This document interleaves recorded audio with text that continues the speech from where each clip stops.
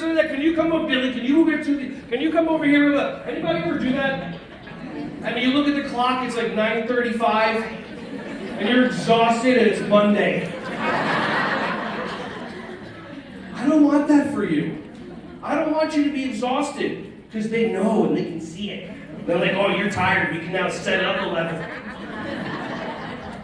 So pattern interrupts are the first thing to get all the kids' attention. By the way, any Head Start people here?